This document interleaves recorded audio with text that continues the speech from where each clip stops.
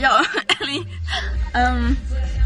mä voisin esitellä mun auton teille myös. Eli tai no ei tää on mun, mutta tää on mulla lainassa yleensä. Et siitä lähdetään. Se on tällainen sisältä vaalea. Ihan cool silleen. Mä tykkään. Joo, mä esittelen sen vielä ulkopuolelta teille, kun mä pääsen ulos asti. Hetki pieni. Noin.